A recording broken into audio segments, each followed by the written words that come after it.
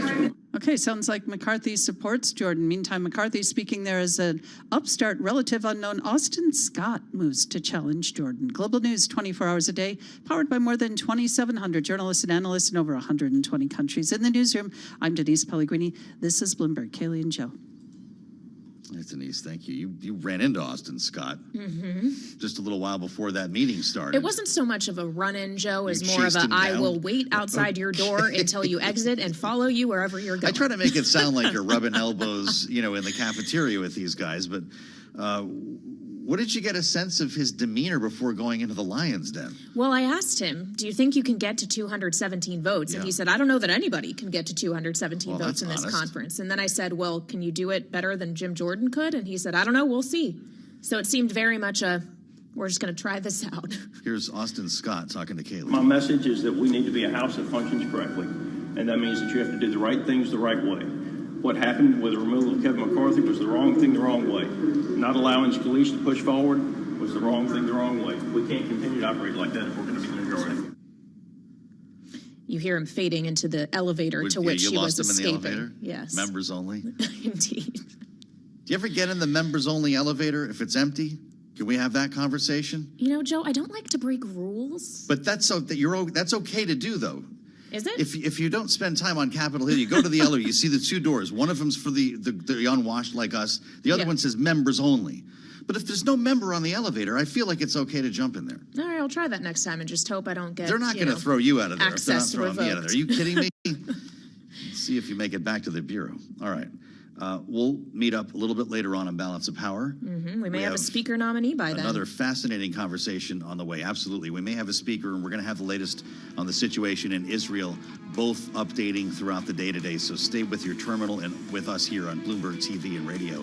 With Katie Lyons, I'm Joe Matthew. Bloomberg Business Week starts right now.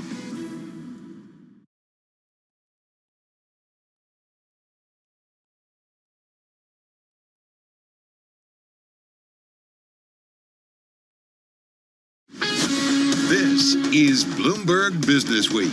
Insight from the reporters and editors who bring you America's most trusted business magazine. Plus, global business, finance, and tech news as it happens. Bloomberg Business Week with Carol Masser and Tim Stenevec on Bloomberg Radio.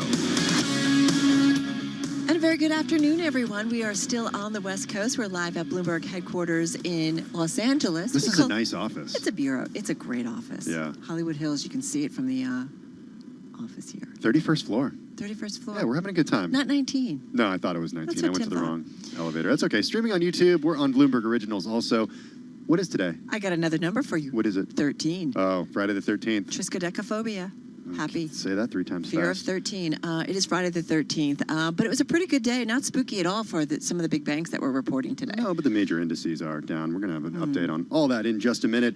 It is all about bank earnings, though. They are the top of our agenda. JP Morgan Chase, Citi, Wells Fargo, all rallying in an otherwise down day for stocks. Yeah, seems to be everything is awesome, but we're going to get into it. And really what maybe matters is the next quarter or the current quarter. So we're going to talk about that. Geopolitical is definitely top of mind for us in terms of what might be next. Here we are, almost a week, getting to a week in on the Israeli conflict with Hamas. So we're going to dig into that, what we need to know and have on our radar as we head into the weekend. Plus, the long and winding road leading to the largest gaming deal ever.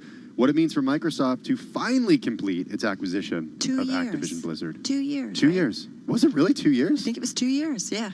Wow, time flies. Doesn't Long feel like and 2 winding. years. Yeah, Wow. exactly.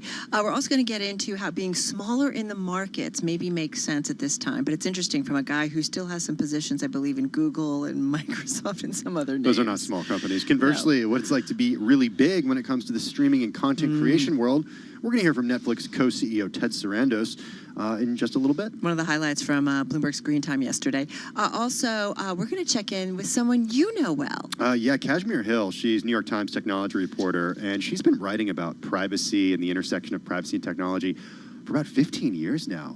She's got a brand new book, Your Face Belongs to Us. Kind of creepy, right? It's very creepy. All right, we're going to talk to her. And then Jesse Schrader, co-founder and CEO of Amboss on the Bitcoin Lightning Network. I got to say, I just don't get it. But Well, you can ask Jesse all about it. I will. All right, first up, everybody, let's get a check on your top business news and market stories. Let's turn it over to Charlie Pellet. Thank you very much. And here's what's going on. We're looking at a decidedly mixed market right now. Final hour of trading, 57 minutes to go before that closing bell clangs on Wall Street. Investors are seeking safety amid geopolitical angst. Here's where we stand right to the numbers with the S&P down 18 points right now. That is a drop of 0.4%. Banks helping drive the Dow up 50 right now, up by about 0.1%. The Nasdaq Composite Index down 148, drop there of 1.1%. The Nasdaq 100 Index, full of those big tech names, also down by 1.1%. 10-year yield 4.62% with a 2-year right now 5.04%. Spot gold surging $59 the ounce to $19.28. That is a gain of 3.2%. A big rally for crude today. WTI West Texas Intermediate up 5.6%. 87.55 right now for a barrel of WTI.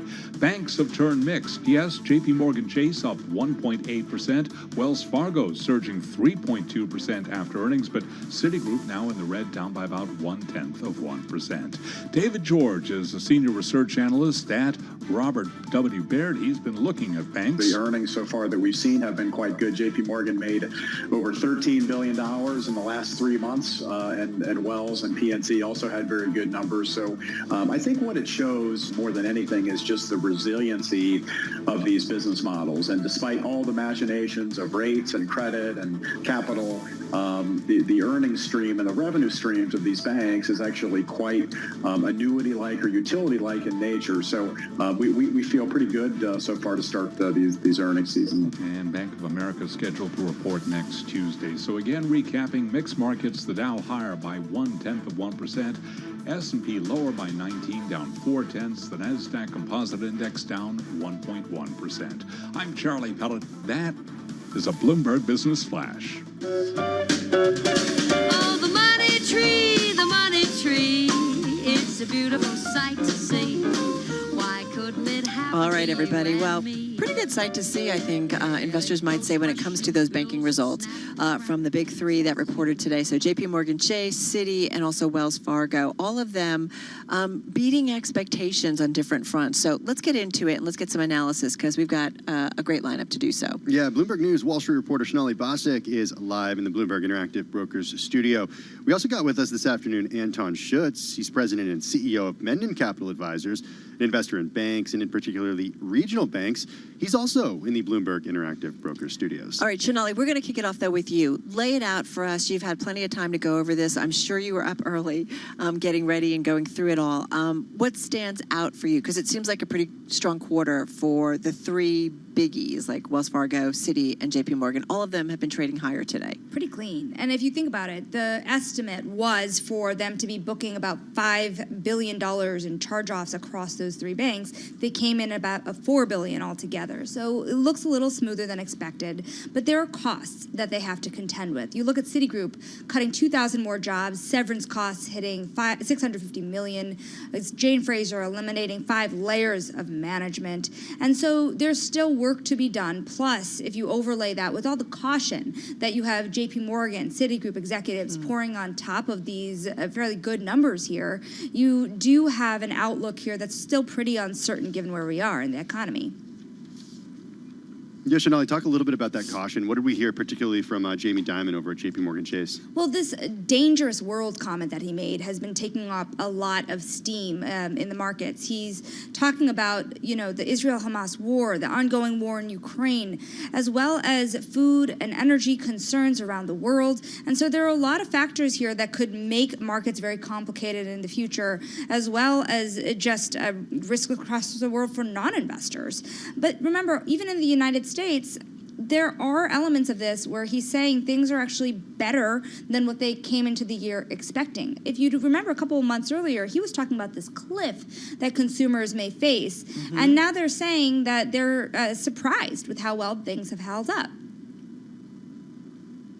Yeah, I want to go right to his comments. He said, quote, "This may be the most dangerous time the world has seen in decades. The war in Ukraine, compounded by last week's attacks on Israel, may have far-reaching impacts on energy and food markets, global trade, in geopolitical relationships. Although Matt Miller earlier on Bloomberg was just kind of saying, we could kind of say that at a couple of times over the last 10, 15 years in terms of financial crisis, go back to 9/11. Like, there's just been a lot of issues. So it's just interesting. I want to bring Anton Schutz into it. Geopolitical, Anton, does seem to be par for the course. As rough as the headlines and the reality of it and the loss of lives, we do have some tricky times now, and we've gone through other tricky times in years past. How do you think about comments like that from Jamie Dimon?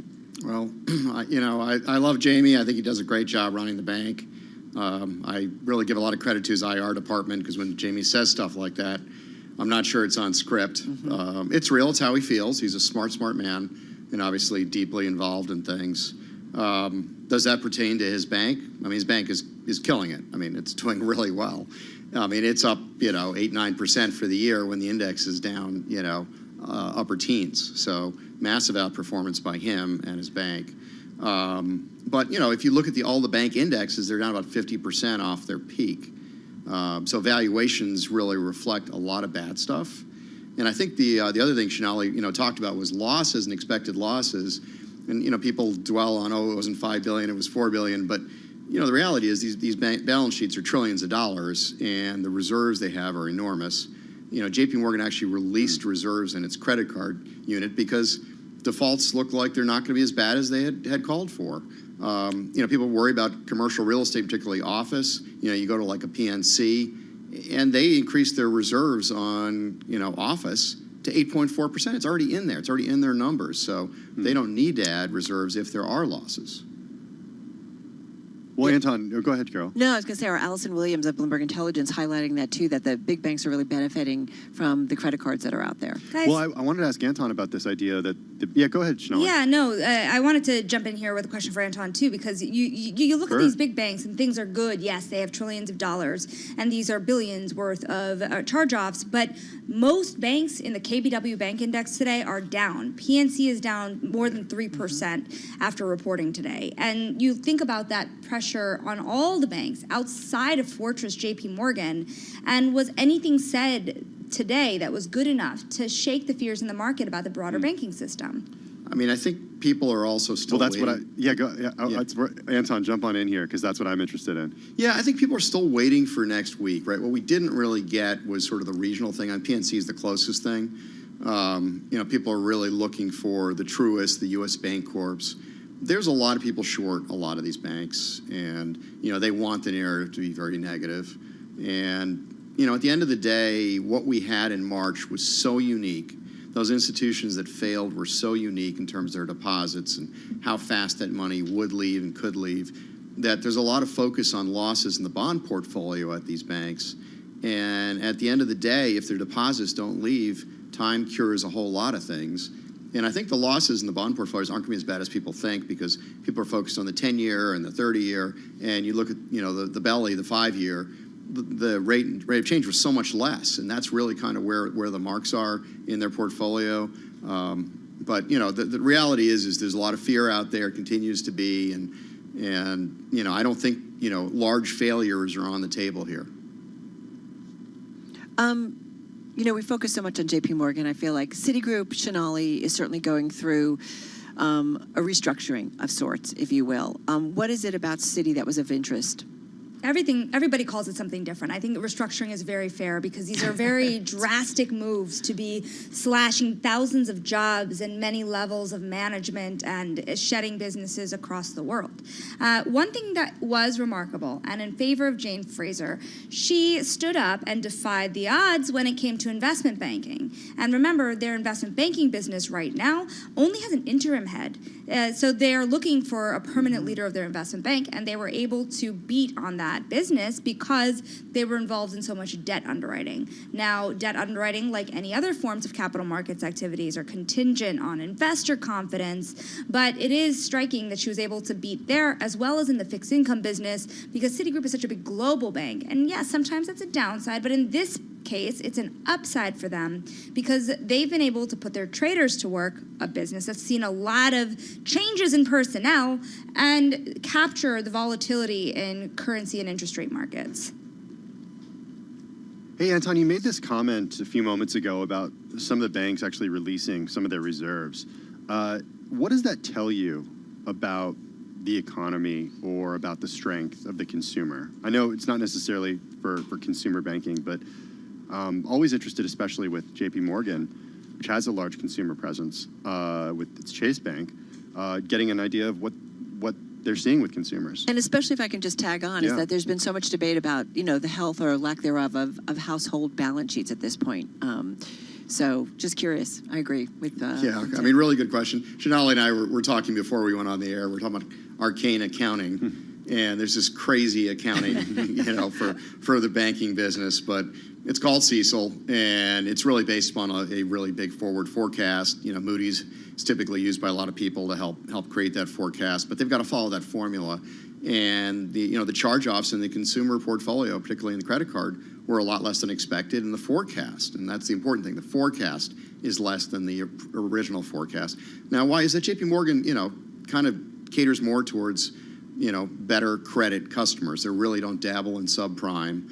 And, I think the lower end of the consumer is maybe more at risk. I mean, clearly people are starting to run out of their excess savings, the trillions that were sent to them. They're starting to get whittled down. You're starting to see it in things like restaurants and air travel too, forward bookings. I actually got an upgrade for the first time ever. Because, there's less people on the planes. There's more seats.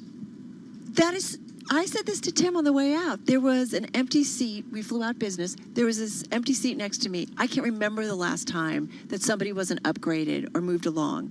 That was shocking to me and very telling. I was really surprised to hear that, too. Yeah. I mean, I could have flown out with you. Mm-hmm. Yeah, that couldn't have happened. No, but it does say something about it. Guys, should we look forward? There was a great story on the Bloomberg that was put out by Jenny Serene, and she says U.S. banks brace for tough times even after quarters windfall. So it's always kind of like, what have you done for me lately or next? And so how are you starting to think about that, Shanali, in terms of the quarter that they are in now and what banks might be facing? I was joking around a little bit earlier with the Bloomberg opinion columnist Mohammed Al-Arian, who said these regional banks are really more important. And I'm like, I'm so tired of covering dozens of banks instead of just 6 in terms of earnings releases, because they all come at one time and it's a lot of information to parse through. And that's the reality of the story. There's this big macro story on how the regional banking system is doing, but the way investors are looking at it is also bank by bank. Antoine, what kinds of banks are you buying right now, given the sell-offs that we're seeing? Because the reality is that some of these banks are just being sold off with the bathwater, and there are macro hedge funds and people who are shorting the stocks, and the actual declines in the stocks themselves don't tell the whole story. No, they really don't, and I think that there's a lot of activity using ETFs, and that means good banks get sold with bad banks. I've always been focused on geography, so my 3 favorite geographies are Texas, Florida, and Tennessee, and what do they have in common? People are moving there, right? I don't even have to get into the tax rates. That may be some of the allure, but people continue to move south. I think more people would move if interest rates would come down and people could get mortgages at lower rates, so that's another factor. But those states continue to thrive, and they continue to get businesses and people coming in, so that's important. Companies that are, agents of change, right? Near communities, one of my positions. I mean, they not only got the Signature franchise from the FDIC, which was really great from a deposit perspective, they also have been a beneficiary of hiring teams of First Republic bankers, which brings in deposits. Deposits are dear. In today's world, when you can bring in deposits, inflow, I mean, it's massive. And so that company is changing. Its earnings expectations keep going up. It's definitely one of the few banks that's had positive momentum on its earnings. Lately, it's been down. I think there have been some reports out there its deposits will be down. I'll take the other side of that. I think its deposits are going to be up. And lastly, guys, I would also say next week we do still have some big banks like Goldman Sachs, which just exited the biggest parts of their consumer business. Yes, they're taking a 19-cent hit to their earnings per share for selling GreenSky, but you might hear David Solomon and his deputy, John Waldron, step forward and say, the worst is over, guys. Now focus on the good stuff. And Morgan Stanley, they're really benefiting from those high net worth investors that are faring much better than other parts of the economy. Bank of America has sold off a lot, more than any of the big six banks. And so they report on Tuesday, and both in terms of the economic picture and whether they can turn their own story around is a big question. Yeah, I'm really interested in Bank of America because of their read on the consumer. Right. And Brian Moynihan and some of the stuff that he's been talking about and always gives some great insight. Hey, guys, thank you so much. Really appreciate it. Really covering so much ground when it comes to the banks. Our thanks to Bloomberg News Wall Street reporter Sonali Basak. This is one of her busy times, so we appreciate her sticking around for us. And always great to check in with Anton Schutz, President and CEO at Menden Capital Advisors, both there at Bloomberg headquarters in New York City and our Interactive Brokers studio. Don't go anywhere. Lots to come still here on Bloomberg. Also, news of the day. Yep, it was about big banks, but it was also about a big deal, largest ever acquisition in the gaming world. Yeah, Microsoft completing its acquisition of Activision Blizzard. This is Bloomberg.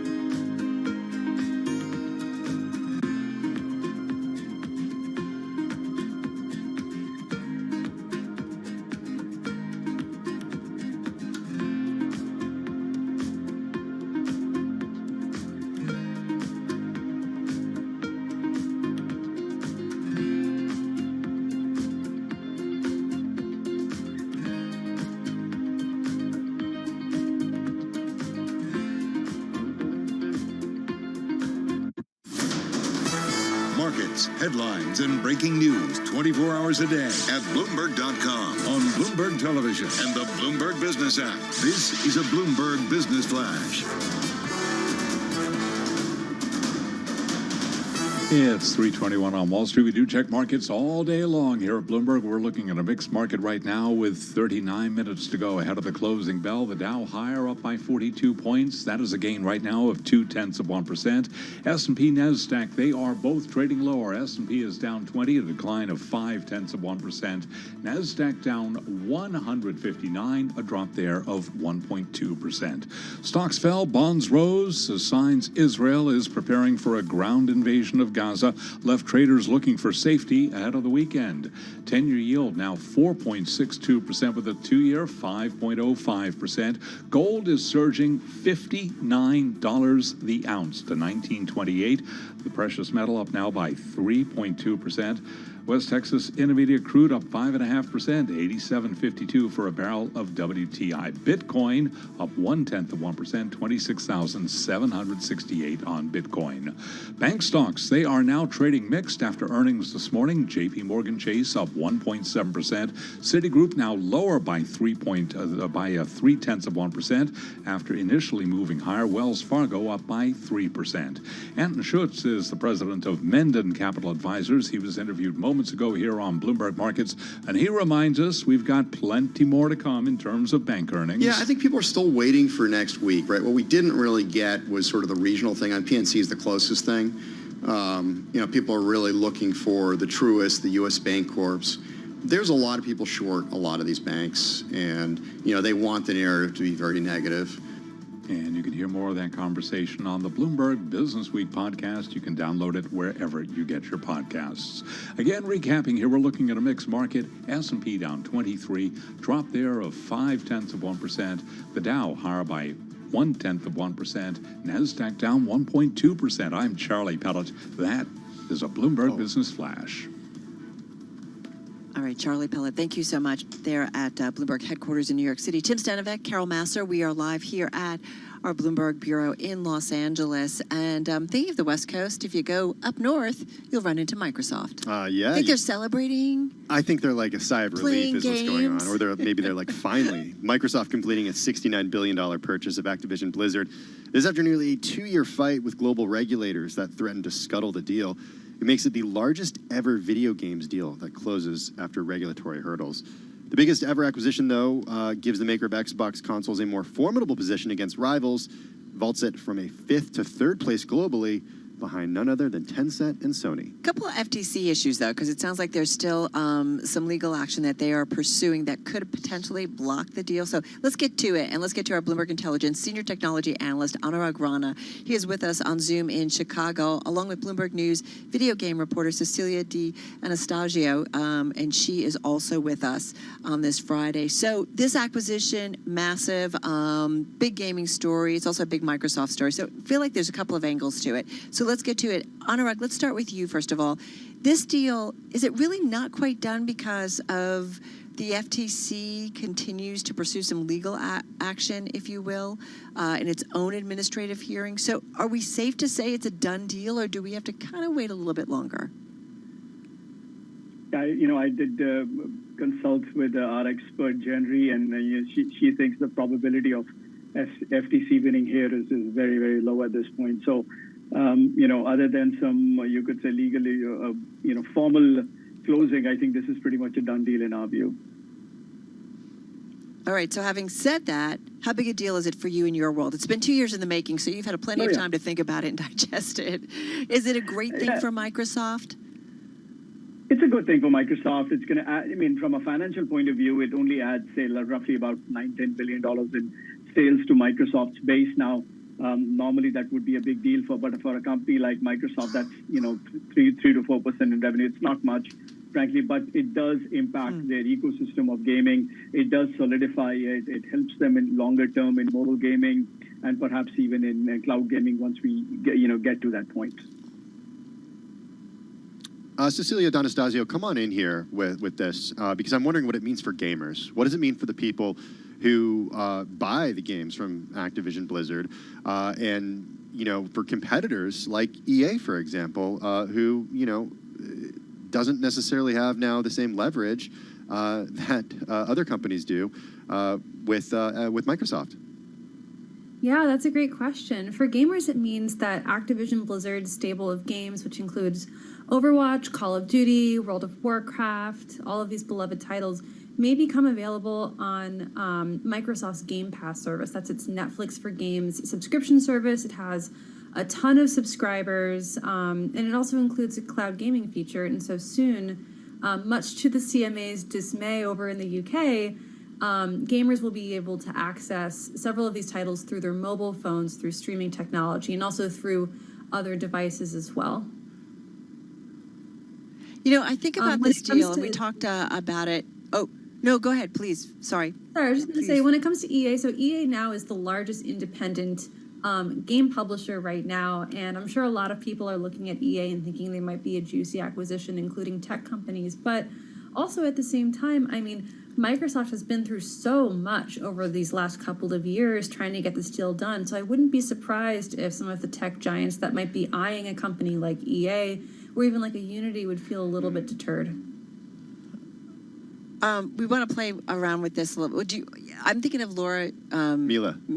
Yeah. That we talked to from EA yesterday. Yeah, she's president of entertainment and technology at EA. We talked to her about this and just these complicated, Anurag, relationships with so many different tech companies, right? That they're kind of frenemies, right? They have to work together, but they also kind of are increasingly competing in the same worlds. And I just think about EA has had a long-term relationship with Microsoft, and she seemed to be confident about will continue to have that.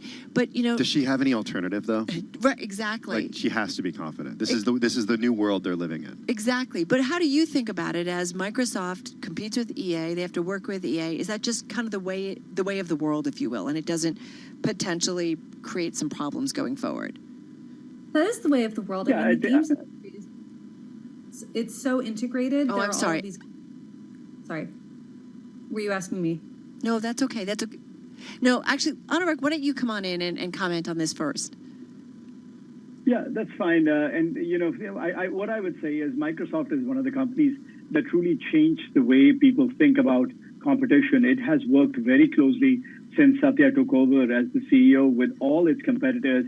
I really don't see any issue for EA or anybody else. In fact, I would, I'm very confident that Microsoft's going to make it easier for all its competitors, gaming competitors, to work closely with them, because they really don't want to appear as if that they are stifling competition in any. But even without that feeling, I think Microsoft has done a very good job to work closely with all its competitors in the last 10 years. Hey, Cecilia, come on in and add to this and give us your thoughts on EA and what, Laura told us yesterday, which was that she's not concerned at all about a bigger Microsoft. Yeah, so Microsoft isn't just a game publisher and a game developer, they're also a game distributor. So they have the Xbox platform, they have Windows PCs, they have their cloud gaming service, their game subscription service. And so the broader Microsoft's reach, the broader the reach of games, potentially even by competitors like EA, to Microsoft's huge audience. So there are ways in which Microsoft would say the deal has positive network effects. But of course, there are competitors out there like Sony who operate competing platforms like the PlayStation console and also its competing game subscription service, who might say that the deal is giving Microsoft a bigger share of the pie and might potentially be anti-competitive. Is there, Cecilia, a kind of a next mover that you might be watching in the gaming industry? As we said, we talked about EA. That's a tough one to swallow. It's a pretty big company. But I do wonder, I know there's been, speculation about Apple, perhaps. But how are you seeing it, and what are you keeping on your radar, whether in terms of either potential link-ups, combinations, or other deals? Yeah, EA is now the largest independent games publisher, so I'm sure that there's going to be a lot of speculation there. At the same time, the companies that are large enough to really stomach an EA at this point are companies that have struggled to break into gaming. Amazon, for example, has had a very troubled history in the games industry. They tried to develop their own first-party games. Many of them have been failures or canceled. Amazon's cloud gaming service isn't exactly popular yet. Google's had some of the same difficulties developing some of its own games and its own cloud gaming services. So it would make sense for a tech giant to buy a gaming company wholesale, especially one as decorated as EA. But there are also, of course, all of these M&A challenges we've seen with Activision and Microsoft that might put off another tech giant from getting involved. Anurag, what do you think? Who's next? Yeah, I second that. I think it's going to be very difficult for Apple, Amazon, Google to go out and make a big acquisition right now. They have enough of their own troubles trying to convince people that they are not using their positions for anti-competitive reasons. So I really find it hard to believe that they will engage in that at this point. All right, we're going to leave it on that note. Hey, guys, have a great weekend. Thanks for weighing in on this. Our appreciation to Bloomberg Intelligence Senior Technology Analyst Anurag Rana with us on Zoom in Chicago, and Cecilia D'Anastasio. Of course, she covers the Bloomberg news area when it comes to video games, so perfect two voices to weigh in. I was thinking about the question I asked Laura yesterday over at EA about her favorite game that's not made by EA. World of Warcraft, an Activision Blizzard game. She was willing to play it, I can imagine, right? She likes that game. She likes that game as well. Maybe it is full of frenemies. Maybe it is. It has to be. They have to be, yeah. If they're making games that have to be on, platforms, right? Yeah, different platforms like Sony's PlayStation. Or different hardware. Yeah.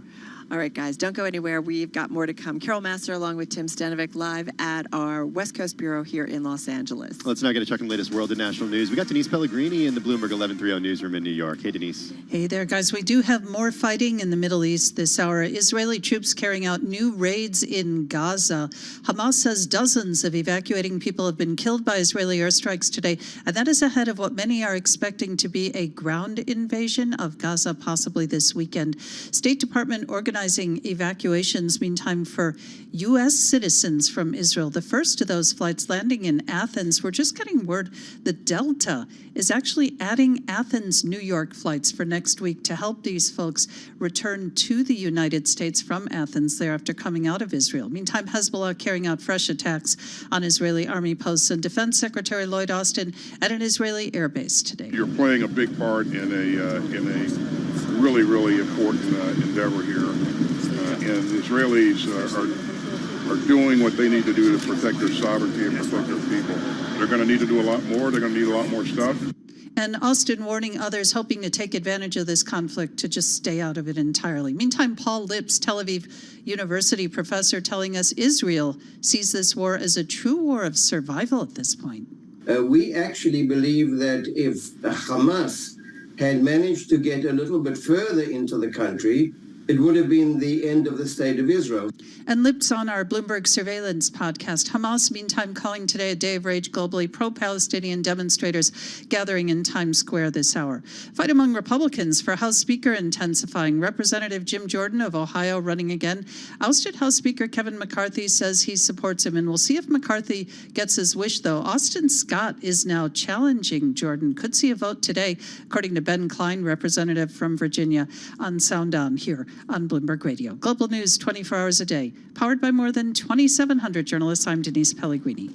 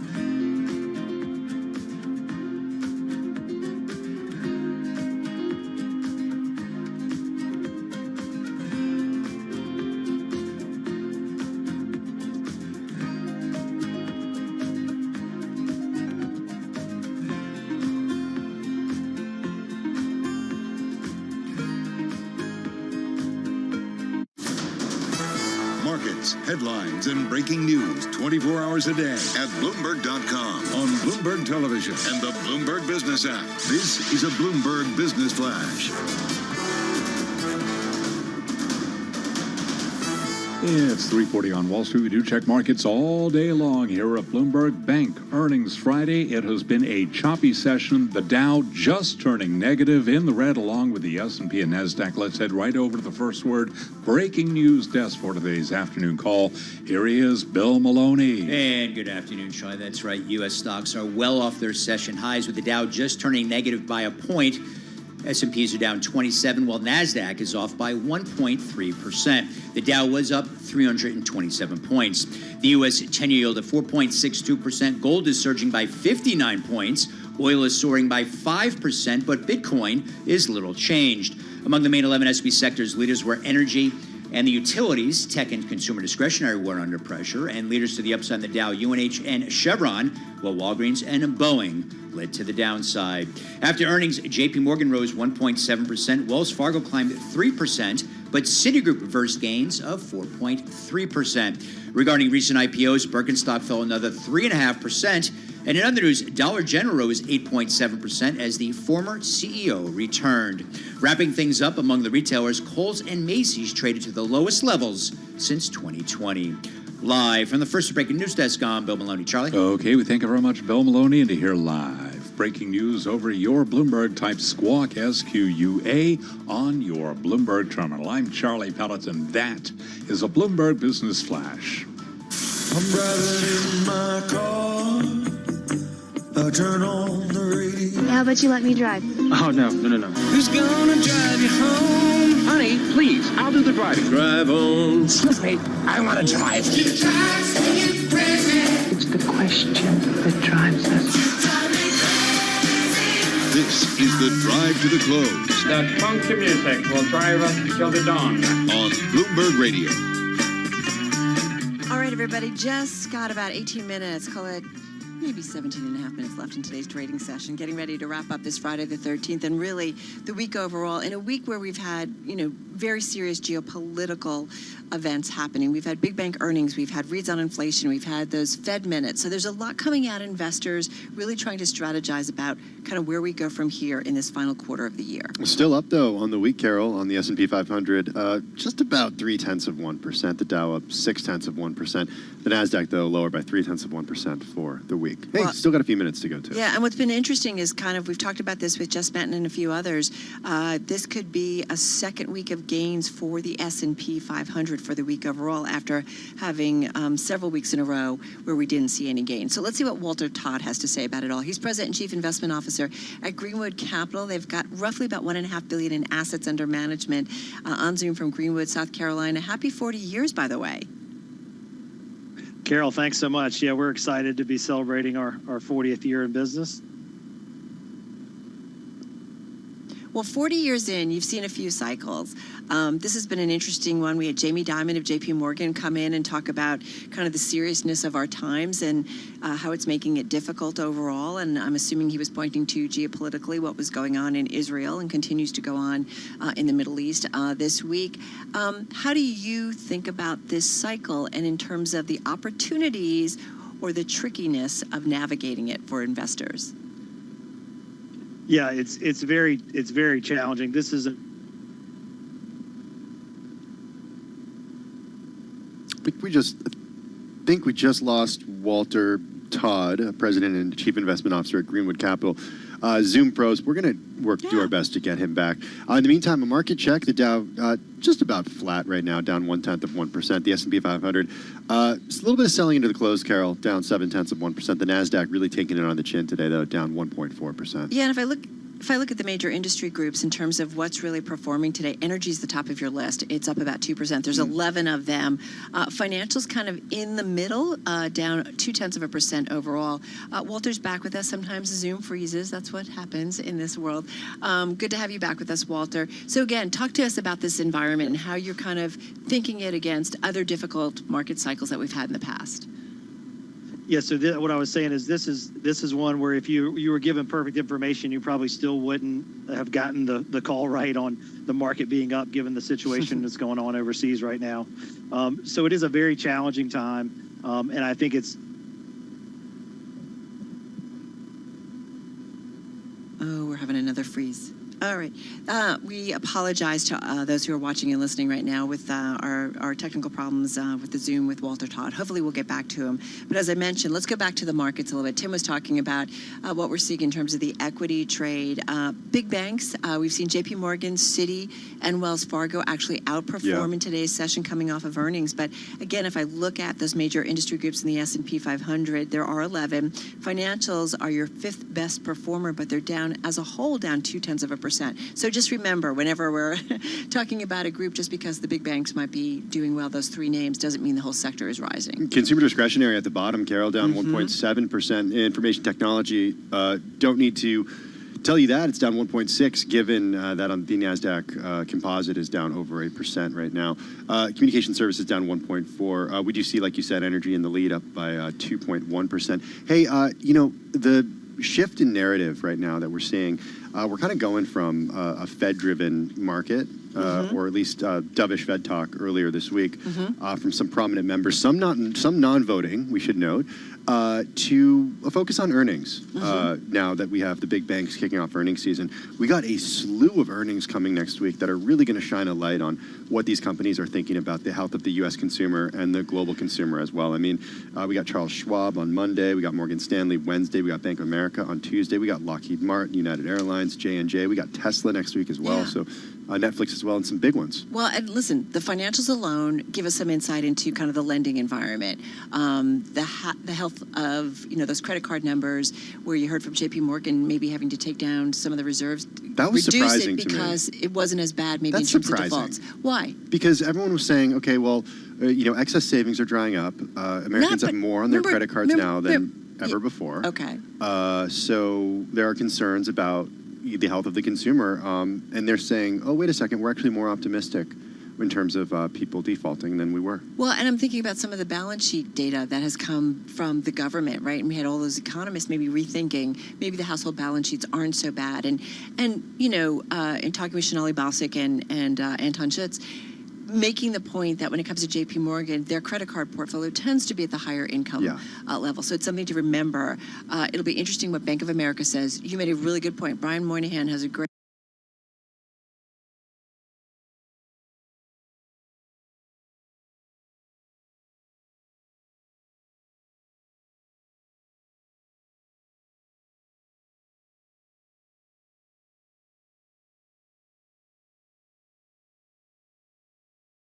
rose sharply, finances as well as sentiment. So all of this is playing into if Americans are starting to feel like, wait a minute, my financial picture, not so good, not so healthy.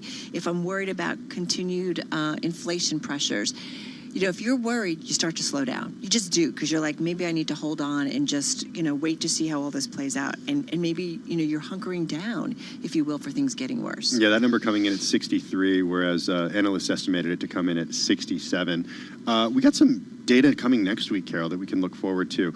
We got retail sales next week. We also have building permits and housing starts as well, and then of course initial jobless claims next week to give us a good idea of what's going on in the, not just here in New York, or not here in New York, but I'm thinking about Empire State stuff over in New York, and also what's going on in the country. Tim made this great observation. We're walking from the hotel, which luckily enough it's right next door, so it's easy walk, but he's like, there's nobody on the street, nobody's walking. Such a beautiful day. It's gorgeous, but it's such a different, right? Different vibe. People are in cars, a lot of cars out here. I did take a Polestar yesterday for the first time. You did? Yeah, I ordered a Lyft. It was a Polestar. And? It was great. The majority of Lyfts and Ubers I've taken have been EVs, which is totally different than New York, where everything's like a Toyota. Are you requesting a green, or no, it's what's coming out? It's coming, yeah. So I've taken 2 Teslas and 1 Polestar. No Rivians? No, not yet. Still never been in a Rivian. No. sometime, or maybe soon. Maybe.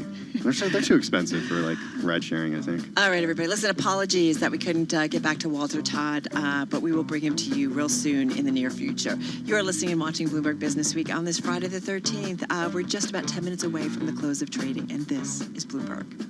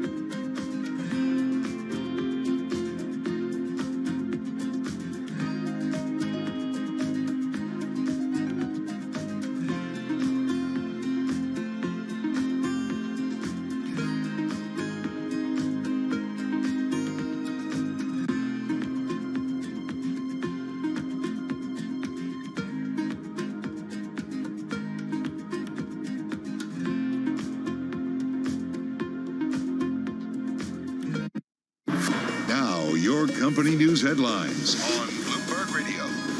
From Bloomberg World headquarters, I'm Charlie Pellet. Microsoft's $69 billion acquisition of Activision Blizzard has been approved by the UK competition watchdog, removing the final major global regulatory hurdle. And with more on the story, here's Bloomberg's Tom Busby. Charlie, the biggest ever acquisition in the video game industry gives the maker of Xbox consoles a more formidable position against rivals, vaulting it from 5th to 3rd place globally behind Tencent Holdings and Sony Group.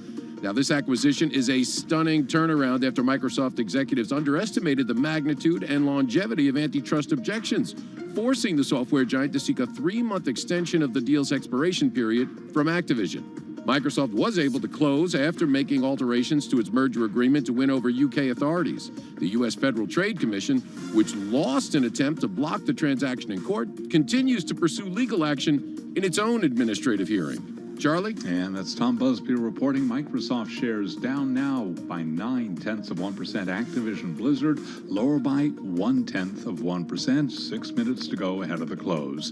BlackRock clients pulled a net $13 billion from long-term investment funds, the first outflows since the onset of the pandemic in 2020. Assets under management are at $9.1 trillion. Estimates were for $9.23 trillion. Shares of BlackRock down now by 1.6%.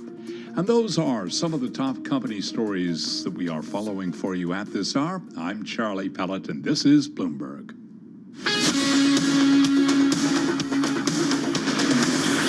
You're listening to Bloomberg Business Week with Carol Messer and Tim Stenevec on Bloomberg Radio.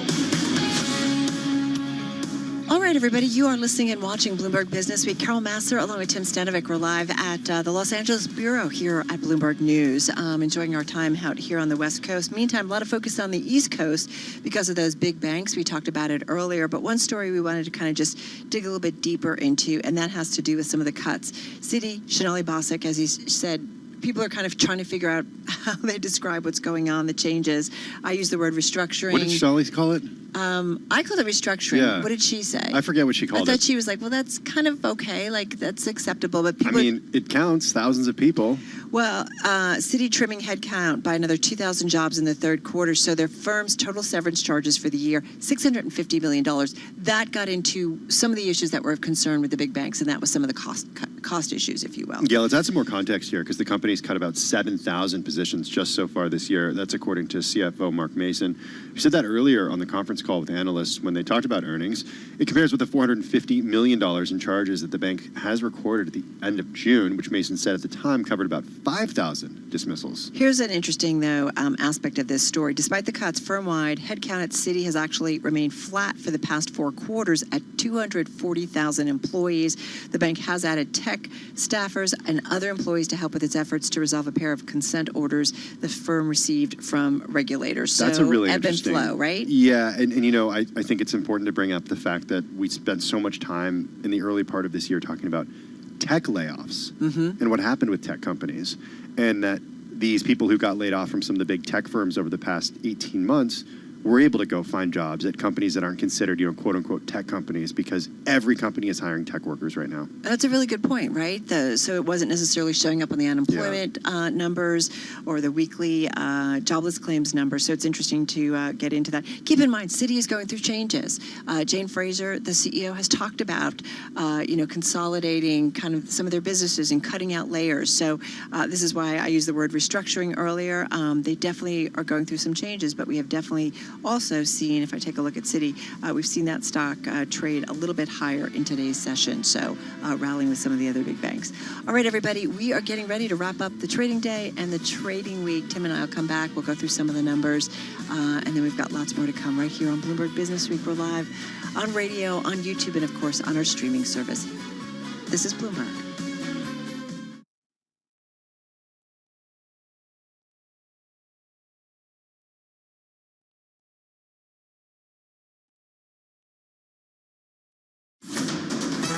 Markets, headlines, and breaking news 24 hours a day at Bloomberg.com, on Bloomberg Television, and the Bloomberg Business app. This is a Bloomberg Business Flash.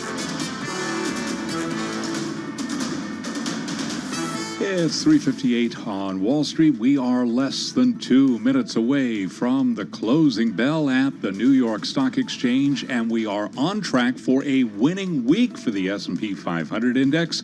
Right now, the S&P up 0.4% for the week. Heading into the closing bell, we do have the Dow Jones Industrial Average up 28 points. That is a gain of 0.1%. Stocks fell, though. Bonds rose as signs Israel is preparing for a ground invasion of Gaza left traders looking for safety ahead of the weekend. S&P right now down 24. That is a drop of 0.6%.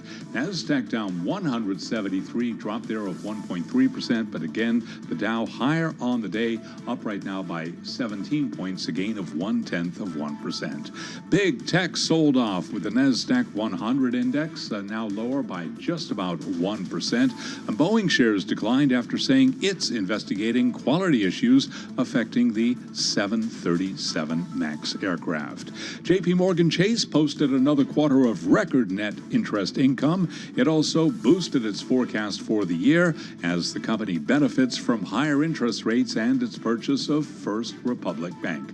JP Morgan Chase shares, they are higher on the day, up by 1.4%. Citigroup after earnings down 0.2%. Wells Fargo up today by 3%. And there you have it. Sound of the closing bell at the New York Stock Exchange, and it is on to the weekend with the Dow Jones Industrial Average at the close up 44, up 0.1%. S&P 500 index at the close down 21 points, decline there of 0.5%. Nasdaq Composite Index down 166. That is a drop of 1.2%. So again, on the week, we are looking at a weekly gain. S&P 500 index this week up by 0.45%. 10-year yield 4.60% with a 2-year yielding 5.05%. Cannot ignore the moves today in both gold and crude oil.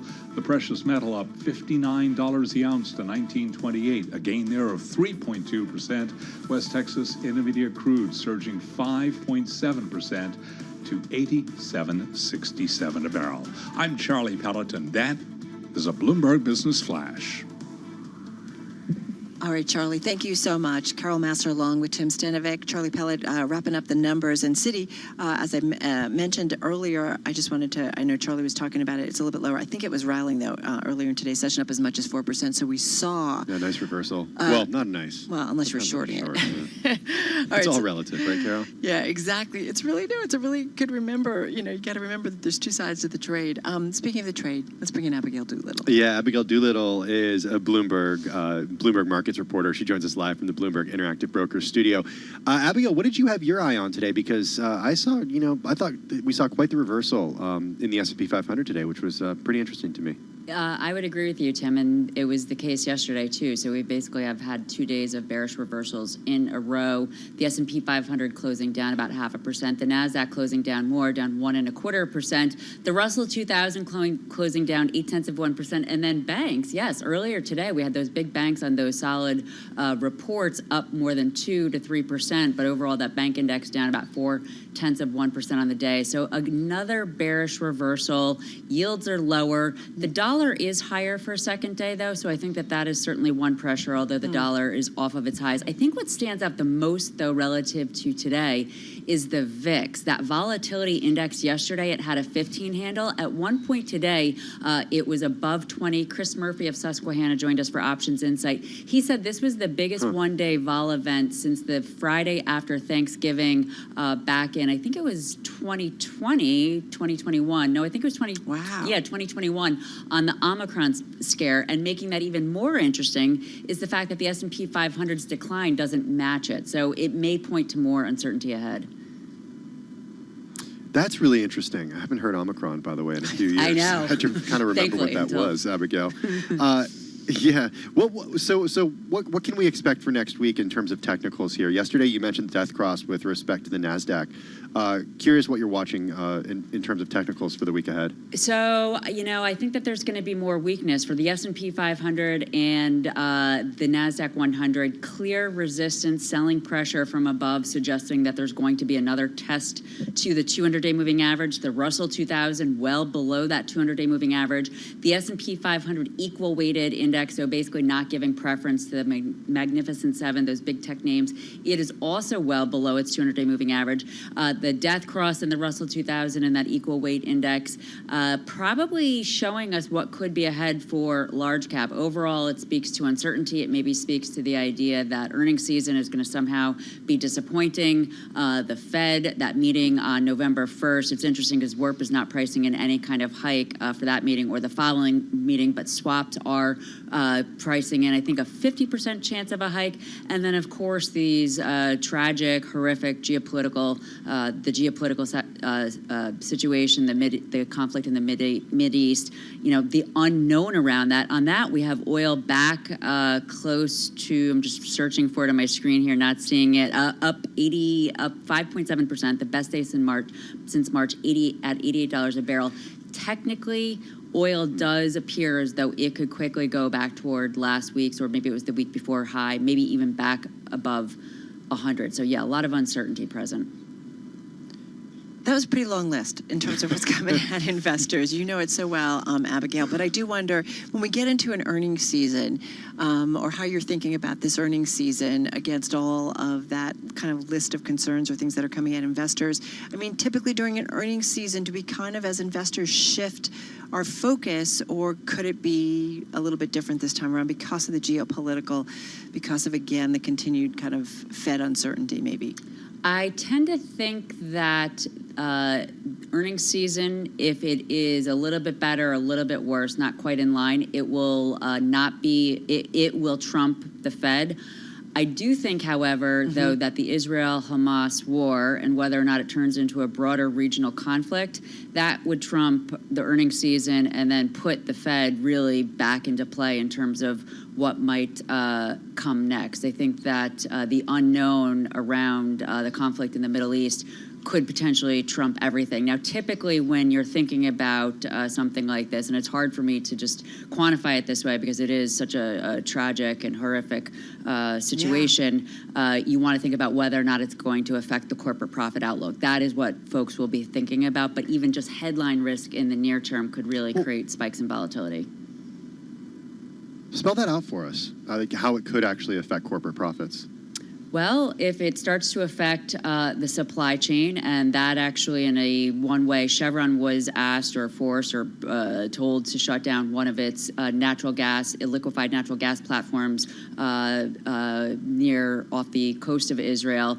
That has had European natural gas up more than 30% over the last week, a huge spike on the idea that supplies could come in light. So if that were to happen for other areas, there are quite a few technology companies based out of Israel.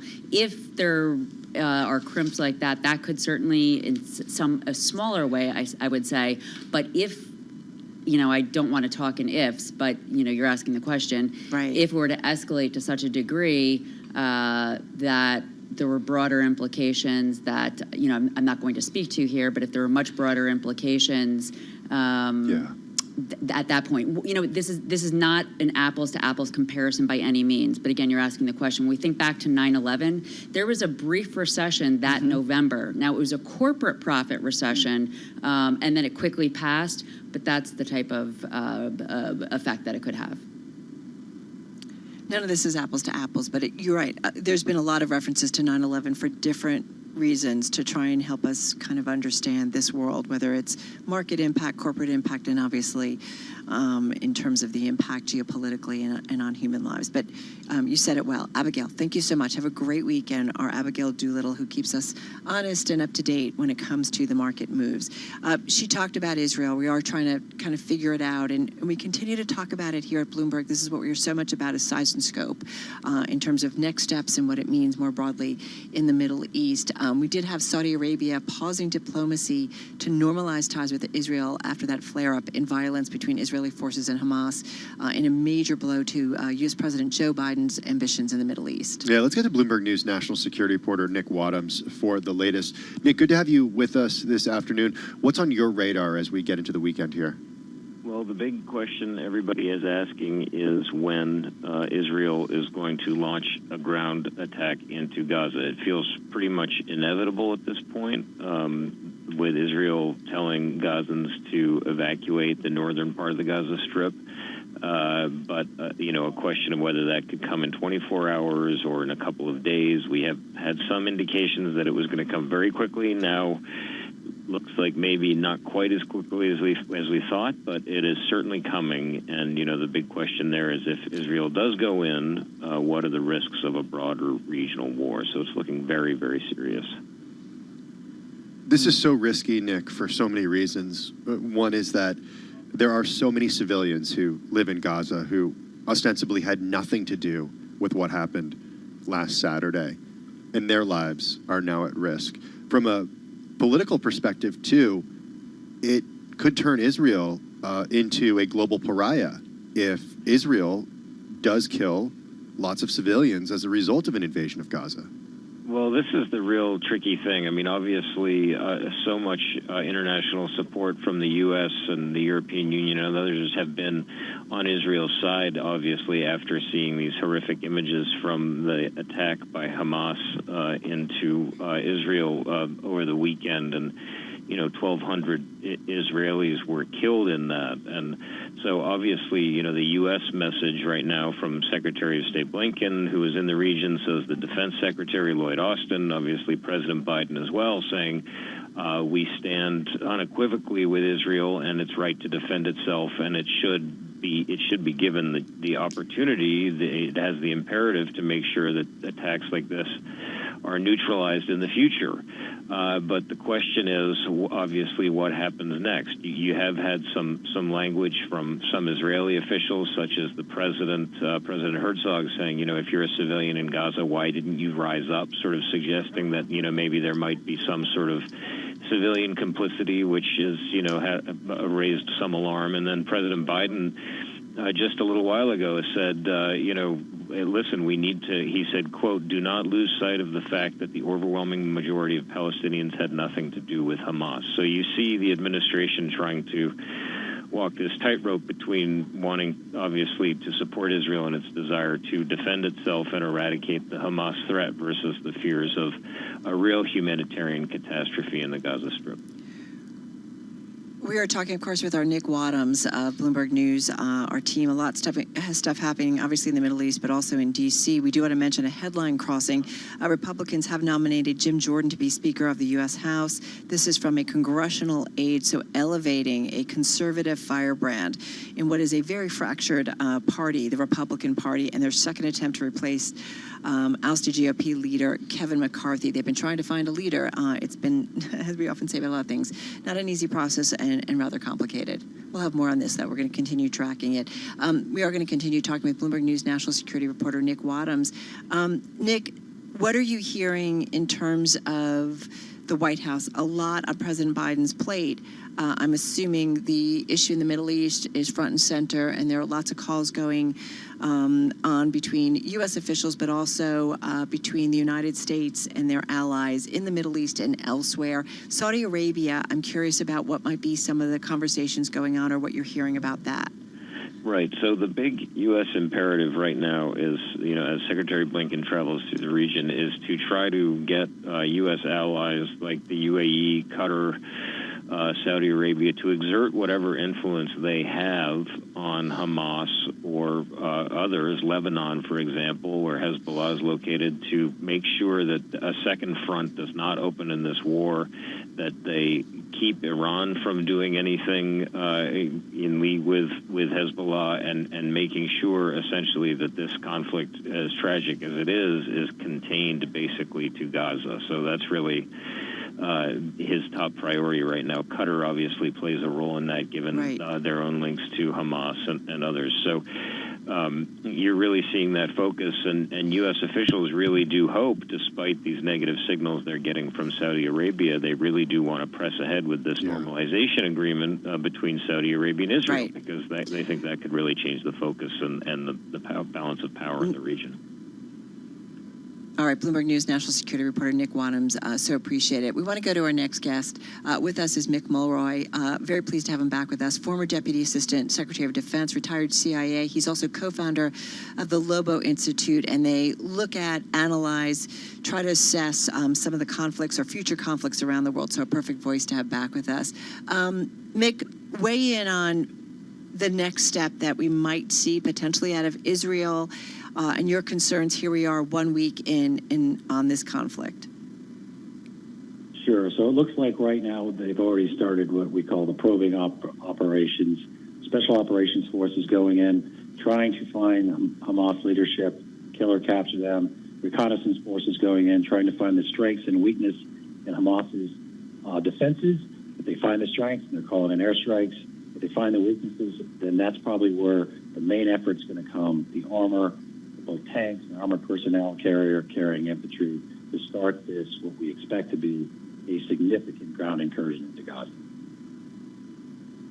Mick, how does Israel thread this needle where they make sure to take out extremists, designated terrorists by the U.S. and the European Union, members of Hamas, while at the same time making sure they minimalize casualties that are civilians? After all, this is a very densely populated place. You're absolutely right. This is one of the most densely populated places on Earth. Gaza essentially is the size of 2 Washington, D.C.s, and the IDF currently has twice as many forces that Russia had before it invaded Ukraine, which is the size of Texas. So if you think about just how compact this combat is going to be, that's going to tell you that a lot of civilians are going to get killed unless they heed the direction, which is to leave the northern part of Gaza, get down to the southern part, and hopefully somebody can establish some kind of safe haven down there. But whatever they do not need to stay in Gaza City or any of the populated area. It's going to be very difficult for the IDF forces to distinguish friend from foe because Hamas doesn't wear uniforms. So they need to depart now. That's the bottom line. Yeah, the UN has said that it's impossible to move those 1 million or so inhabitants of North Gaza to the south, which is being demanded by the Israeli authorities. Having said that, Mick, do you think that this is the beginning of the escalation that we've been fearing? And if so, how much wider might it go from here? So I think it could be. And the reason why I say that, if Hamas, and the whole purpose of the IDF is to destroy Hamas, if it looks like that's going to happen, then there'll be a lot of pressure on Hezbollah to join this fight. And Hezbollah has more significant military capability than Hamas ever has. So if they get into this fight, they have 150,000 rockets and missiles. They have precision-guided munitions. That is going to be significant. It's a big problem for the IDF, and that is why I believe the U.S. has parked right offshore some of the most significant military assets we have, just in case it gets overwhelming to the IDF forces. What do you think happens if the U.S. actually has to use those military assets that it has off the coast of Israel right now, or on their way to the coast of Israel, I should say? Absolutely, and you're right. There are more on the way. I think it will likely be air. I don't see any reason for the U.S. to have to put ground forces. The Israelis' active forces are 170,000, and they've mobilized 360,000. So there's really no need for ground forces, but the air component of the U.S. arsenal is substantial, and it could significantly damage Hezbollah, and that, of course, could bring in Iran. So that's the big fear. As you said, your last reporter said, it's already bad enough, but it could potentially get far worse, and it could end up in a regional conflict. And that is what we're trying to avoid with all this diplomacy that's going on with Secretary Blinken right now. Mick, just got about 35, 40 seconds. Here we are a weekend. How has your thought about this changed since we first talked on Monday? So I do think that everything we talked about is coming to fruition, and it looks like it could happen this weekend. It's all dependent on these probing operations, to your point of your first question, about what they come back with. But you just don't line up this much armor, infantry, without the real intent to go in there, and they've already said that's what they're going to do. So it could happen this weekend. It's likely going to happen this weekend. And we just hope that as civilians heed the warning, the UN is correct. It is very difficult to move 1 million people, but individual people and their family should not heed that, and they should leave. Yeah. All right, Mick, thank you so much. Mick Mulroy, so appreciate it, co-founder of the Lobo Institute, and of course, so much more. This is Bloomberg Radio.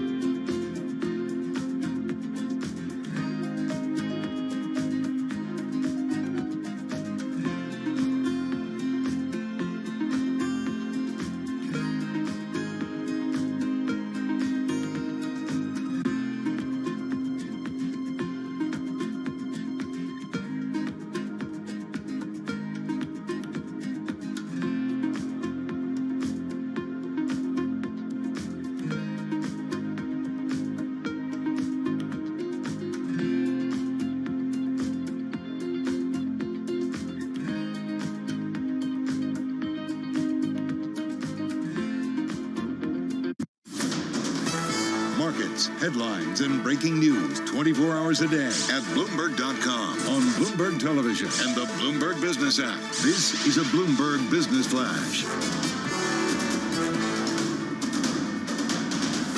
It's 4:21 on Wall Street, and we begin with a developing story. Republicans have nominated Jim Jordan to be Speaker of the House. This according to a congressional aide, elevating a conservative firebrand in the fractured party's second attempt to replace ousted GOP leader Kevin McCarthy. So Jordan nominated after Stephen Scalise drops out.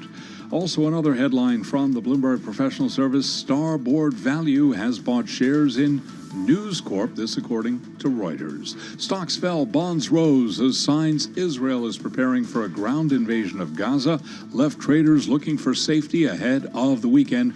Now, gold surged the most since March. Oil rallied. Today we had the precious metal up by $59.50, up 3.2%.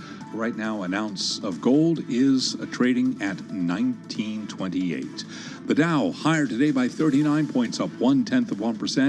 S&P lower by 21, down 0.6%. The Nasdaq Composite Index fell 167 points, a drop today of 1.2%. 10-year yield 4.62%. The 2-year 5.05%. Again, gold up 3.2%. West Texas Intermediate crude rallied 5.8% to $87.74 a barrel. So a winning week, 2 in a row for the S&P 500 index. On the week, the S&P was up by 0.45%. I'm Charlie Pellet. That is a Bloomberg Business Flash. All right, Charlie Pellet, thank you so much. Charlie there back at Bloomberg headquarters in New York City. We've had 3 days of some pretty wild testimony in the case against FTX co-founder Sam Bankman-Fried. It's all been going down in a courtyard, not a courtyard, in a federal courtroom down in New York City. Yeah, Zach Prince, somebody who I've interviewed several times in the past, CEO of the defunct crypto lender BlockFi, he took the stand today to discuss his firm's business relationship with the digital asset exchange and its sister trading fund, Alameda Research. BlockFi was a lender to Alameda and client of FTX, and it had some $1 billion in total exposure on the two companies at the point of its own failure. That was back in November of 2022, according to Zach Prince. I bet he had some things to say. Let's get to it. Let's get the latest on this trial. Bloomberg News legal analyst and host of Bloomberg Law, June Grosso. She's back in our Bloomberg headquarters and our Bloomberg Interactive Broker studio. All right, June, get us up to speed on what we heard today so far. Well, really, it was only half a day today. But the most important thing that happened this week was the testimony of the prosecution's star witness, Caroline Ellison, Sam Bankman-Fried's on-again, off-again girlfriend, who was the CEO of Alameda Research. I mean, the prosecution, in its opening statements, built up her testimony without using her name, and the defense, in its opening statement, said it was all her fault. So this is really the critical testimony in this case. From this point on, it's going to go into hedge fund stuff, financial stuff, crypto stuff, and they're going to start explaining that. But what the prosecution did was use the beginning of the trial to present some witnesses that the jury could really identify with, and talking about normal kind of things. Well, in Sam Bankman-Fried's case, sometimes talking about his hair, the cars he used, 5% chance that he was going to be president, and a lot of personal things. What is that? How is that relevant to the prosecution's case? The defense would say it's not, but the prosecution always gets the opportunity to sort of paint the picture of what the defendant or what parties involved in the case are like. And in this case, it seemed like the judge gave them a lot of leeway to do that. But, in all these cases, for example, you always hear about, the luxury apartments and the yachts and the trips and stuff. So here you heard about how they lived together, several of the FTX people, the inner circle sort of, in a Bahamas penthouse. And you heard about that, and you heard a lot about sort of Sam Bankman-Fried and the way he was. And a lot of this had to do also with the fact that they were trying to portray the prosecution, very important, that it was Sam Bankman-Fried that was always making the decisions here, that she was listening to him. And it wasn't really her running Alameda, it was Sam Bankman-Fried sort of pulling the strings and running Alameda. And she kept saying over and over, Sam directed me to do it. The defense contends that it wasn't Sam directing her, that she was in charge, and that it was she who was doing this, making these decisions for Alameda, but they didn't make much headway on cross-examination. So, I'm not sure how much they were able to chip down at her testimony. June, in something like this, I feel like there's the Inquirer page 6 side of the story, which is the stuff we like to do. It's gonna, come up high on the most read. It's like you said, the jets, the all that good stuff. Right. But then there's actually what the case is about and what Sam Bankman-Fried is being charged with. And I do think about, what is the important things that really jurors should be listening for and not getting caught up in the colorful stuff.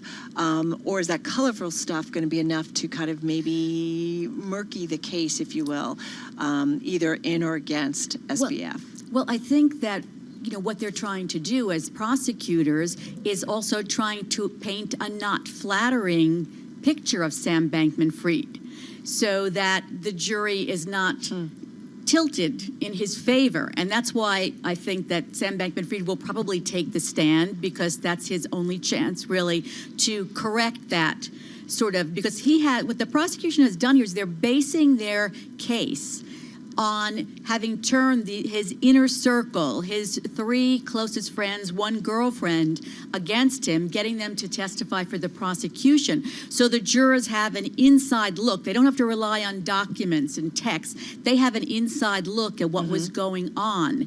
And that's how the prosecution has built the case. And that's why Caroline Ellison's testimony is so important. She said that he was the one who was behind the bilking of customer funds and taking funds out of FTX and putting it into Alameda. And they even played portions of a tape of her all-hands meeting just a few days before Alameda filed for bankruptcy, where she was explaining to the employees what had happened. And it's kind of... I've listened to about half of it. They just played clips. I listened to about half of it, and she's being very ambiguous about what happened, but she does admit that she and Bankman-Fried knew that these funds were being transferred.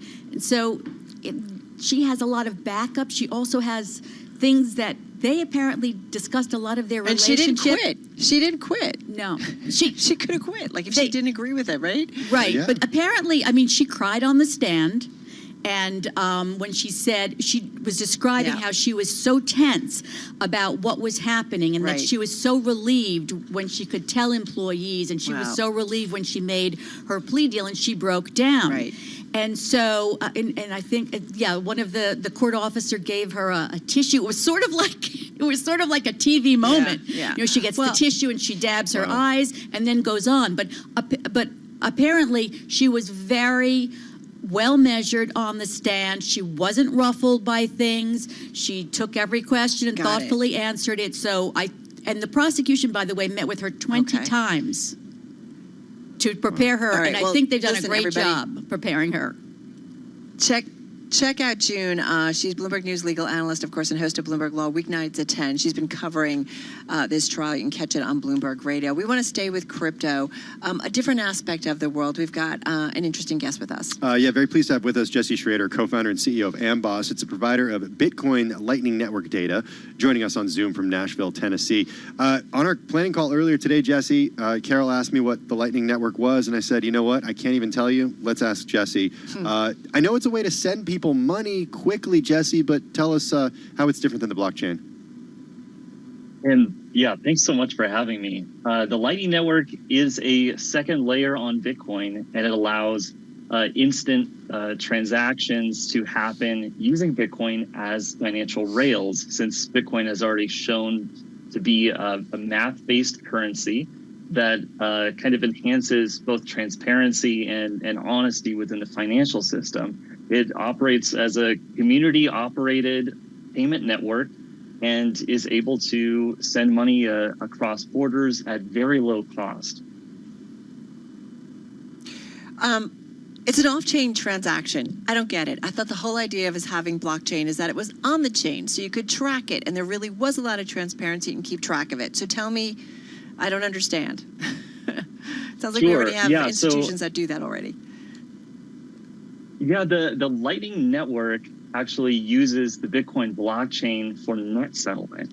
And so the individual transactions that you might make day to day can actually happen at very low cost compared to on-chain Bitcoin. So on-chain Bitcoin transaction would be upwards of $1 per transaction, and that doesn't make sense for the day-to-day coffee purchases. But Lightning payments happen at a fraction of the cost of even a Visa or a MasterCard payment, where those might charge 3%, but a Lightning Network transaction costs about 0.004%. So as we're watching prices rise because of inflation and Visa and MasterCard kind of taking their cut, it's important that we actually have very low cost payments that work for the globe.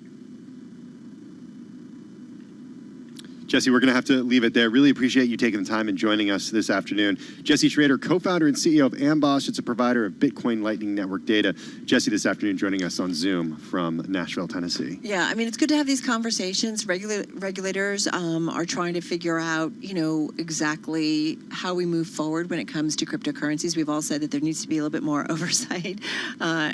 We just talked about, FTX and Sam Bankman-Fried. Speaking of oversight or lack thereof, perhaps. Yeah. And it's incredible to see Zach Prince up there on the stand. I mean, are you like kind of BlockFi was like a darling for so long. Everybody kind of thought it was okay until it wasn't. All right, let's get to World and National News. Denise Pellegrini's back in the 1130 newsroom. She's in for Nancy Lyons today. Hi, Denise. Hey there. Thank you. I want to start with what's unfolding in the House this hour, because House Republicans could be a step closer to getting a speaker. Could, really the operative word here, though, because Representative Jim Jordan of Ohio has been nominated for Speaker by the House GOP. And ousted House Speaker Kevin McCarthy says he backs Jordan. They tried to make a motion in there to bring me back, and I just told them, no, let's not do that. Let's walk through this and have an election. And I think Jim Jordan can do an excellent job. And remember, though, in spite of the vote we just mentioned for the nomination, or what McCarthy thinks, this is just a nomination. So the House still has to vote full House floor. And Jordan, backed by former President Trump, by the way, and he's a founder of the ultra-conservative House Freedom Caucus. New York City on alert this hour. Hamas leaders calling for a global day of protest against Israel as the war intensifies. Nicholas Bashir's from the operations side within the FBI here in New York says there's no credible specific threat, though, right now here in New York City. The FBI New York is monitoring the posts that are online concerning a day of action, and we are working with our partners to identify any potential threats. And pro-Palestinian demonstrators, meantime, walking toward Times Square this hour. In Tel Aviv, Defense Secretary Lloyd Austin standing beside Israeli Defense Minister. Here's Austin. The United States has Israel's back, and that is not negotiable. And Austin speaking as the Israeli-Hamas war intensifies. Prime Minister Benjamin Netanyahu in Israel says Israeli action in Gaza is just the beginning. A lot of anticipation about what could be a ground invasion. Meantime, the first U.S. State Department organized flight taking Americans out of Israel during the conflict has landed in Athens.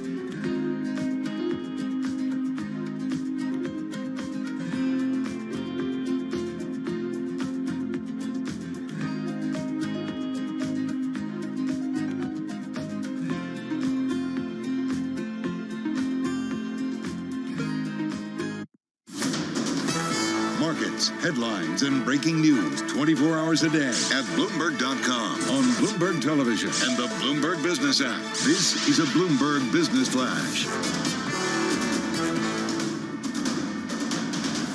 It's 4:40 on Wall Street. We do check markets all day long here at Bloomberg. We begin with a developing story. After hours headlines out of Pfizer. Pfizer has cut its adjusted earnings per share guidance for the full year. The guidance did miss the average analyst estimate, and Pfizer says the guidance cut is due to COVID products. But after hours, we got Pfizer shares plunging now by 8.9%, so an almost 9% drop after hours for shares of Pfizer. It turned out to be a mixed day on Wall Street. Bank earnings Friday. We had the S&P 500 index tumbling 21 points today. That was a drop of 0.5%. Dow Industrials up 39, higher by 0.1%. The Nasdaq Composite Index up 167, down 167 for Nasdaq. The Composite Index, a drop today of just about 1.2%. So, bottom line here: stocks fell, bonds rose as signs Israel is preparing for a ground invasion of Gaza left traders looking for safety ahead of the weekend. 10-year yield 4.61%, with a 2-year yielding 5.05%. Gold surged. Spot gold up $59 the ounce to $19.28. That was a gain of 3.2%. West Texas Intermediate crude up 5.7%, $87.63 for a barrel of West Texas Intermediate crude. Consumers' year-ahead inflation expectations rose sharply in early October, driving a steep deterioration in Americans' views of their finances as well as sentiment.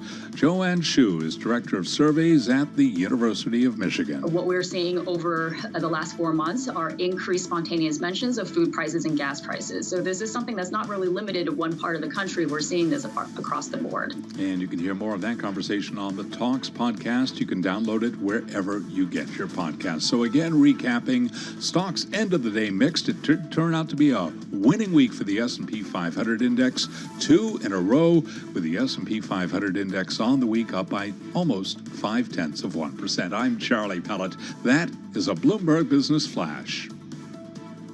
All right, Charlie, thank you so much. Going back to that headline Charlie just mentioned, because shares of Pfizer down more than 6% in the aftermarket. The big headline is the company talking about its fiscal year adjusted EPS, $1.45 to $1.65. That's a big redo. It had seen $3.25 to $3.45 a share. That's a big change, a big adjustment. Change. I know. Also, Carol, you have to remember, anything that happens Friday after the markets close is something a company does not want attention on because, you know, everybody's gone home. They started their weekend already. Revenue, $58 billion to $61 billion, saw $67 billion to $70 billion.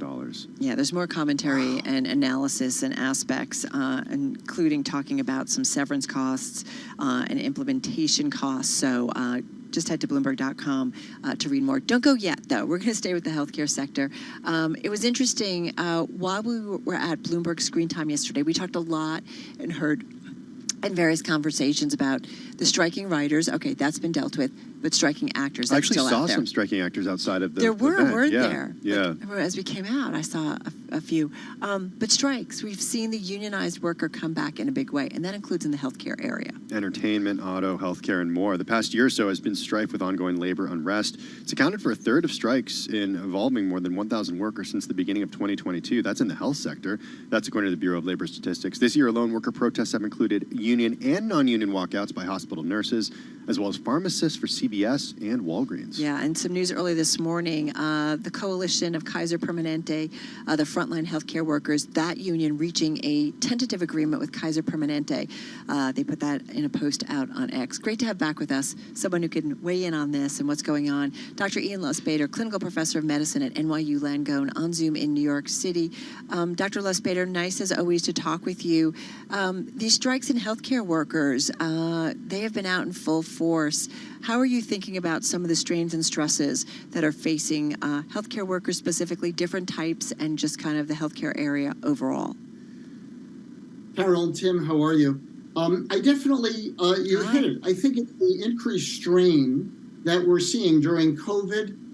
There was less staffing, people left healthcare, and Kaiser is huge, 75,000 workers were on strike. They did reach a tentative agreement. Kaiser's huge. Although nonprofit, they have about $3 billion a year in profits. Multi-states, 8 state, they employ Funny how that works. 68,000 nurses. So, and they serve about 13 million people. So we're talking a very big entity. But a lot of these workers have been under strain during COVID. There's a surge of patients coming back in now. And many of the complaints surround understaffing and longer hours. So I think that's a key element. Dr. Lustbader, it's not necessarily something that we see coming from MDs like yourself, doctors like yourself. That said, I speak to doctors and I hear that they are burned out. These are not people who can necessarily work from home in a lot of what they do. Talk to me about what you're hearing from your colleagues. You're 100% right. There is a burnout. It's really at all levels, from the best surgeons who are working longer hours. There are a variety of metrics, modules that you have to do. Everyone gets a report card. There are surveys. So everyone is competing really to be the best. And very small percentage points divide some of the top medical centers in the United States. So everyone is really working harder. And of course, due to healthcare, cuts, Medicare cuts and so forth, the pie is getting a little bit smaller, even though the population is aging and demands on the healthcare service are higher. So there are many medical colleagues who literally work, 12-hour days, 8 a.m. to 8 p.m. They're doing charts, calling patients back. Many of that is not reimbursed time, so they are definitely feeling very stressed and want to maintain a high standard. But there are time and physical limitations, and certainly our nurses and really other staff, even the cleaning staff, all experience that demand for efficiency, turnover, and I think it takes a little bit of a toll on everyone. Speaking of stress and the difficulty to kind of get some things done, the U.S. House, we just want to point out a headline crossing the Bloomberg terminal, leaving for the weekend with the GOP unable to elect a speaker. We did just mention moments ago, too, Jim Jordan nominated for the speakership by GOP after we know Representative Scalise dropped out. But it's just interesting. They're leaving? It's not even 5 p.m. No offense. I don't know about you guys, but when the news breaks, we're kind of here until it gets it's not even 5 o'clock in Washington, D.C., Carol. Why are they leaving? They don't have a speaker. I don't know. Oh, because it's the weekend. It's not like anything's going on in the world. Yeah, Ukraine, Israel. Take a break.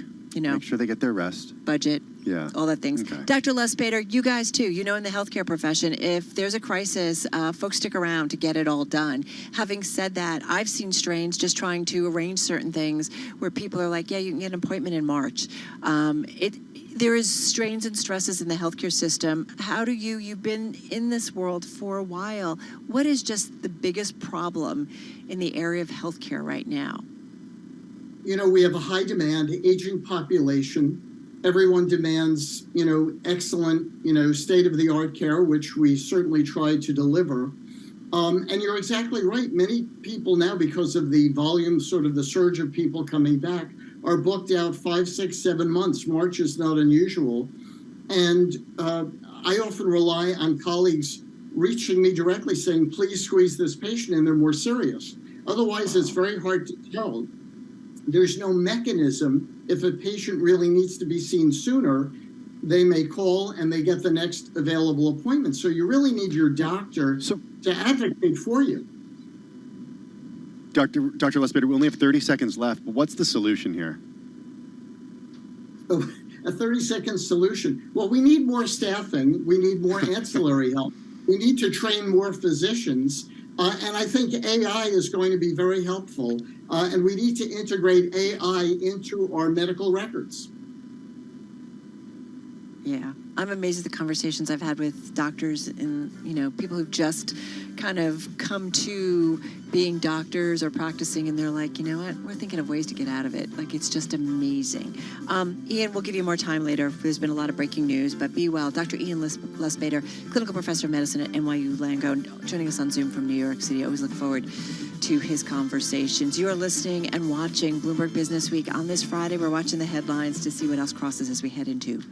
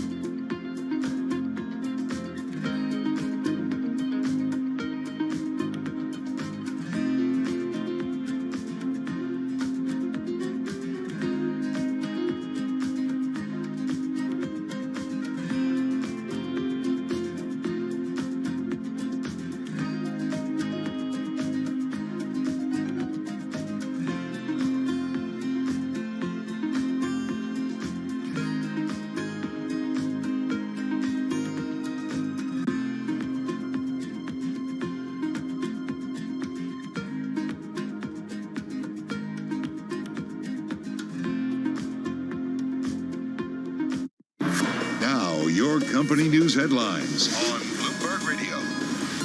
From Bloomberg World Headquarters, I'm Charlie Paladle. Breaking news on a Friday. Pfizer has slashed its revenue and earnings forecast for the year as it agreed to take returns from the U.S. of its COVID antiviral Paxlovid amid waning demand.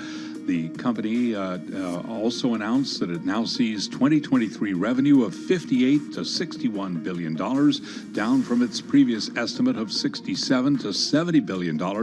After hours, Pfizer shares, they are down now by 5.6%.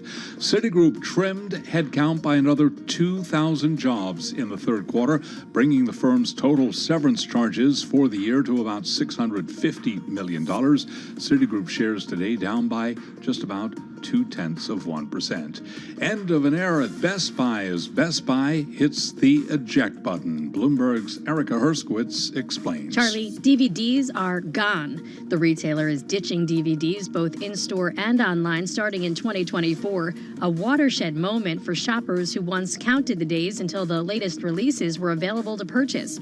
Entertainment represents just 6% of Best Buy's total revenue in the U.S. The retailer says physical movies will still be available through the holiday season, and the change won't impact video games. Since Netflix first launched its streaming service in 2007, consumers have shifted away from purchasing DVDs as well as DVD and Blu-ray players. Charlie? And that's Bloomberg's Erica Herskowitz reporting Best Buy shares today down 1.3%. Those are our top company stories, and this is Bloomberg.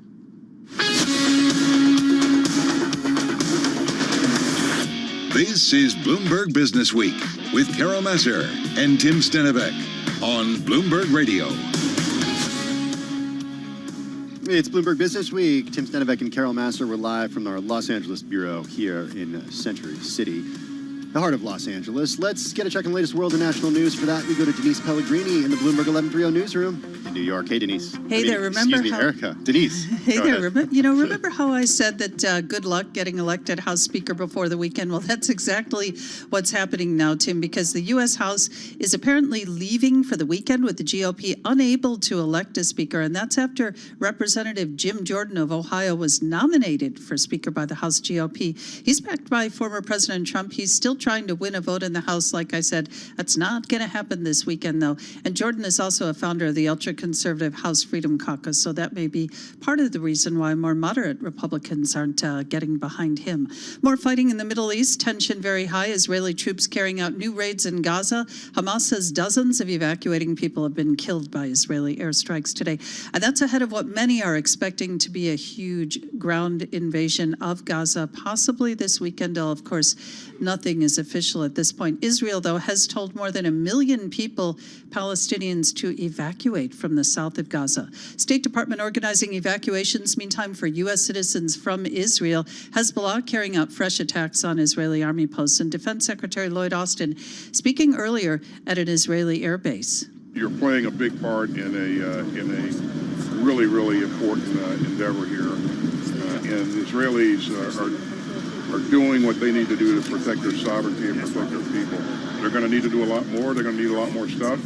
And Austin warning others hoping to take advantage to just stay out of the conflict. Paul Lipps is Tel Aviv University professor. He tells us Israel sees this war really as a true war of survival. We're speaking about a war of survival. We're not speaking about a war which is only about who gets killed and who doesn't get killed. It's much greater than that. And in that context, I think the general opinion of Israeli society is actually saying, well, we're going to have to show Hamas once and for all what's going on. And Lipps there on the Bloomberg Surveillance podcast. Hamas, meantime, calling today a day of rage globally. Pro-Palestinian demonstrators in Times Square this hour. Global News 24 hours a day, powered by more than 2,700 journalists and analysts. I'm Denise Pellegrini. This is Bloomberg. Tim and Carol, back over to you guys.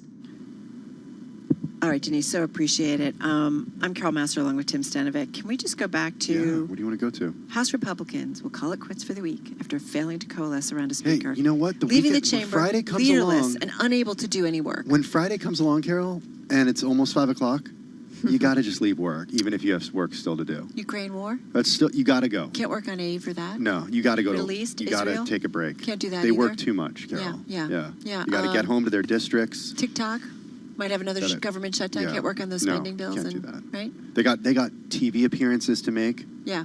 They've got media I bet appearances they'll have to time do. for that, right? They've got dinners to go